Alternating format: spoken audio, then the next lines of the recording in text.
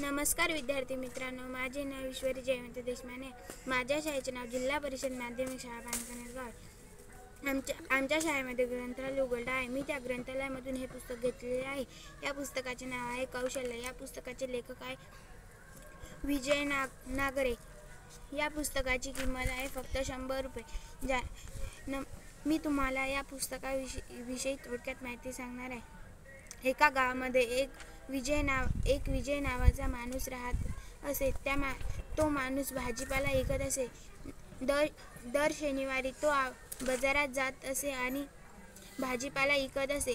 त्याच्या दुकानात खूप गर्दी असायची, पण एका माणसाला ते आवडत नसे. माझ्या दुकानावर कोणीच नाही असे त्याला वाटत जाय. त्याच्या दुकानावर कोणीही जात नसे, कारण की विजय ताजा भाजीपाला विकत जाय.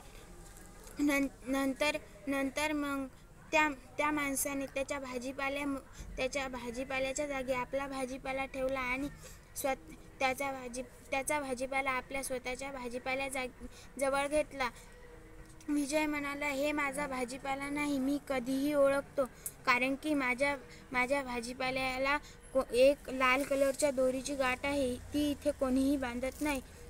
नंतर तो त्या माणसाकडे गेला आणि म्हणाला, हे भाजीपाला माझा आहे. तो माणूस म्हणाला, तुझा कशावरून आहे? मी तुझा व्हिडिओ काढला आहे. तुला जर का दाखवायचा असेल तर तू चल माझ्यासोबत माझ्या घरी. नंतर विजयने त्या माणसाला आपल्या घरी नेले आणि म्हणाला, हे बघ तुझा व्हिडिओ. त्याला व्हिडिओ दाखवला. तो माणूस म्हणाला, सॉरी दादा, माझं चुकलं. मी डबल कधीही असे कोणाचाही भाजीपाला घेणार नाही.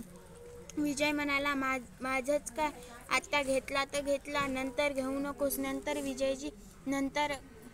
विजयचे कामे तसे सुरू राहिले. विजय म्हणाला, अगं आई, एका माणसाने माझा भाजीपाला चोरला होता, पण तू मला लाल दोऱ्याने गाठ बांधून दिलतीस, त्यामुळे मला माझा भाजीपाला ओळखायला. थँक्यू आई. नंतर विजयची आई म्हणाली, अरे बाळा, काही नाही, माझ्यामुळे काही नाही, तू हुशार आहेस याचाच मला खूप अभिमान आहे. विजय नंतर म्हणाला, अगं आई, तू जर का त्या जोड्या मला बांधून दिल्या नसत्यास तर मी बाजारात कसा गेलो असतो? मला तर जुडी पण बांधता येत नाही. विजयची आई म्हणाली, तुला येत नाही तर काय झाले, मी आहे तोपर्यंत मी बांधून देईन. माझे काही बरे वाईट झाले तर तुला शिकायला पाहिजे. विजय म्हणाला, अगं आई, असे कशी बोलतीस ग तू कधीही मरणार नाहीस, कारण की मी जवरक आहे तवरक तू जिंकशील. नंतर विजयची आई म्हणाली, अरे पण माझं उरलेलं आयुष्य मी तुला देते, तू माझ्या नको आणि हे शिकून घे. नंतर विजयने त्याच्या आईकडून कशी जुडी बांधायची ते शिकून घेतले.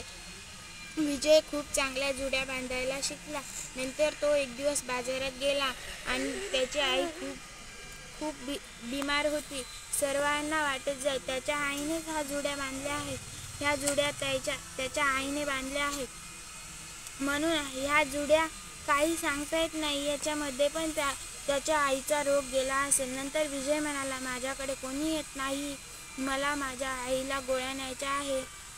नंतर विजयची आई मृत्यू पावली आणि विजयला खूप वाईट वाटले. विजय खूप लढू लागला. नंतर विजयची आई म्हणाली, विजयची आई विजयच्या स्वप्नात आली आणि म्हणाली, अरे बाळा, मी गेले म्हणून काय झाले, आता तुझा पूर्वीसारखाच धंदा सुरू होईल. नंतर विजय म्हणाला, थँक्यू आई. स्वप्नातच म्हणाला, पण तो सकाळी उठला तर बघितले तर काय, त्याला त्याची आई सकाळी चहा आणून द्यायची. नंतर विजय म्हणाला, अरे पण असे कसे, अगं आई, मला तुझी खूप आठवण येत आहे, तू कशाला गेलीस ग मला सोडून? पण विजय खूप नाराज होता, त्यामुळे त्याला खूप लढू येत होते. तो दररोज सकाळी उठल्या लढायचा, नंतर दुपारी पण खूप लढायचा. तो बाहेरगावी पण काम करू लागला. एक दिवस त्याला बघायला पाहुणे आले होते. ते पाहुणे आले आणि म्हणाले, तुम्ही आम्हाला खूप पसंत आहात. तुझी आई किंवा वडील नाहीत का? धन्यवाद.